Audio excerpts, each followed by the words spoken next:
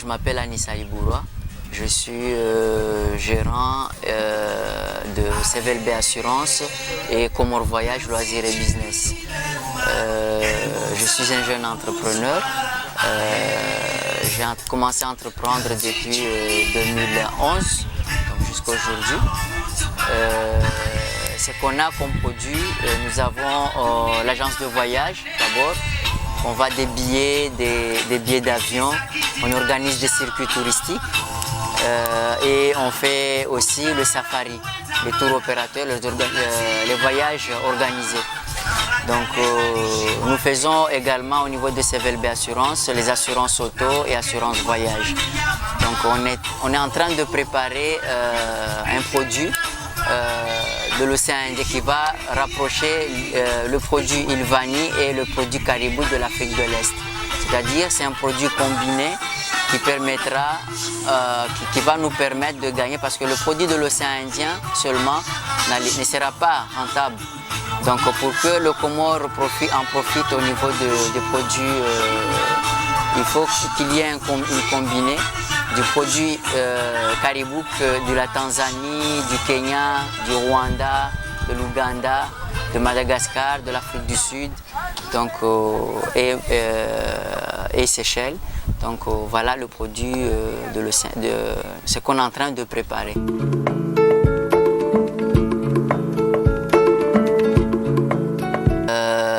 D'abord c'était un rêve. Parce que j'ai appartenu dans des associations. Donc il y avait une association qui s'appelle le UJTTC. Donc c'est une association du secteur touristique. Donc quand j'étais jeune, donc on a pu découvrir le pays. Et après je me suis allé dans une formation, j'ai fait 2 ans de transport et tourisme et j'ai eu une BTS et à partir de là j'ai fait une mémoire de fin d'études d'agence de voyage et tour opérateur. Après avoir soutenu mon projet, j'ai réalisé directement lancé mon projet que j'ai commencé par comme Tour and Travel. Donc à partir de là, c'est là où je suis entré dans le secteur touristique. Et j'ai eu une formation aux Seychelles qui regroupait les jeunes entrepreneurs de l'océan Indien. Donc je suis revenu et j'ai lancé aussi l'assurance.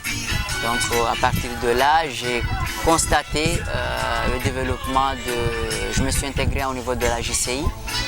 Et l'ACT aussi, que j'étais secrétaire général de l'association comorienne de tourisme. Donc à partir de là, j'ai eu l'idée d'aller en Afrique de l'Est. Comme j'ai parcouru l'océan Indien, j'ai eu l'idée d'aller dans l'Afrique de l'Est, au Kenya, que j'ai resté 6 mois et 1 an au Burundi, que j'ai pu découvrir l'Afrique de l'Est et l'océan Indien et qu'aujourd'hui je suis de retour. Revenir sur ton entreprise, est-ce que tu as eu l'aide d'une banque ou l'aide d'une société? Où tu as trouvé les capitaux? Donc là où j'ai trouvé, je n'ai pas eu l'aide de personne. Ce que j'ai eu un associé. Il y avait mes propres fonds que ma famille m'ont donné, mais aussi j'ai vendu des actions sur Comore Voyage. Donc à partir de là, j'ai commencé petit. Et j'ai grandi peu à peu jusqu'à aujourd'hui. D'accord. Et aujourd'hui, tu as plusieurs bureaux, si j'ai bien compris. Où se trouvent tes bureaux? Maintenant, j'ai un bureau à Moroni, le siège, qui est à Mangani. J'ai aussi un bureau un succursale qui est à Bangwa, Kouni, dans le nord.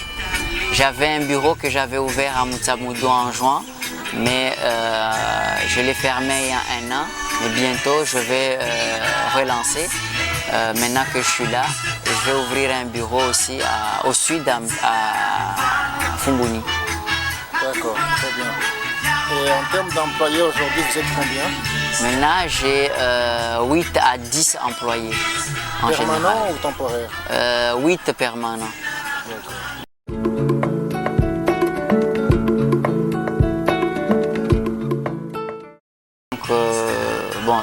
j'arrive à faire un chiffre d'affaires annuel de entre 35 à 40 millions.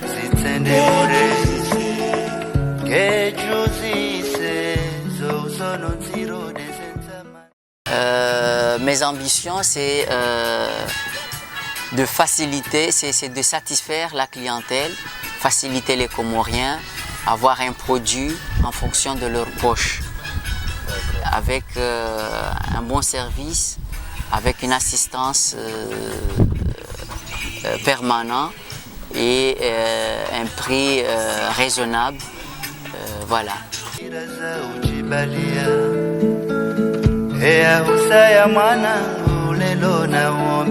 L'obstacle que je rencontre, c'est d'abord la formation. C'est au niveau la formation aux agents, mais aussi le leadership. Parce que pour qu'on arrive à développer l'entreprise, il faut que j'ai des agents bien formés.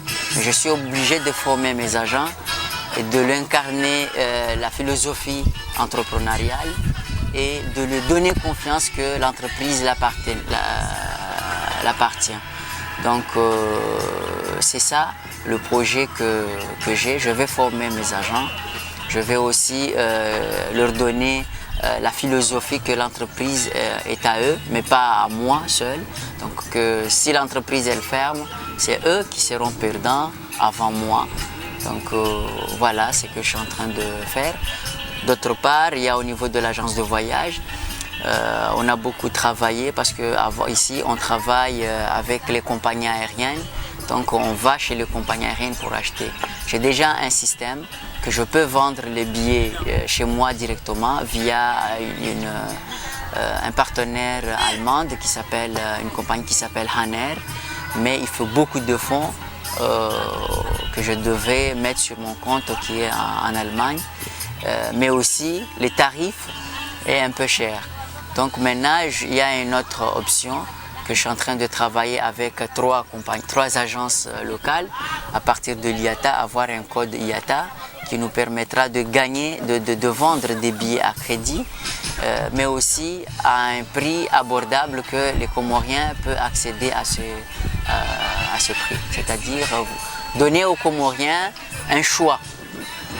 Donner aux Comoriens un choix au niveau des billets d'avion, au niveau de l'assurance aussi. On essaye de leur donner des choix, des prix,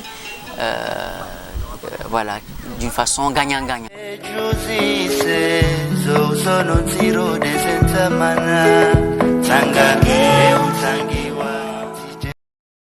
Ce qu'on attend du gouvernement, c'est la sécurisation de l'environnement économique.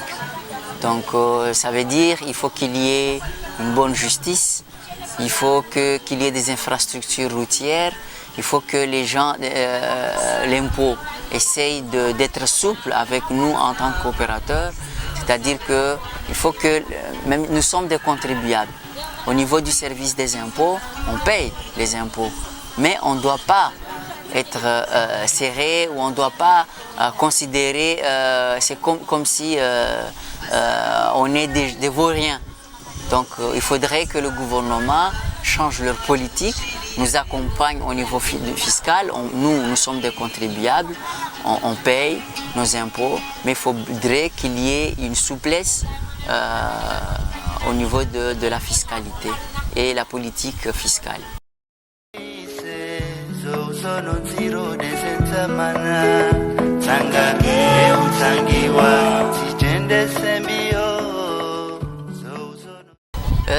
Le message que je pourrais donner aux jeunes Comoriens qui sont à l'extérieur, nous avons un bon pays. Franchement, un bon pays qui est vierge, qui n'est pas encore exploité. Il y a beaucoup d'opportunités d'affaires. Seulement, il faut le courage, il faut du courage, il faut de la persévérance et il faut aussi un peu de patience. Donc, je dirais qu'il serait mieux qu'ils viennent, qu'on fasse une solidarité, et parce que personne n'allait développer, venir développer ce pays que nous. Donc le pays nous appartient. Si on reste à l'extérieur, donc les étrangers ils vont venir prendre notre fortune et partir.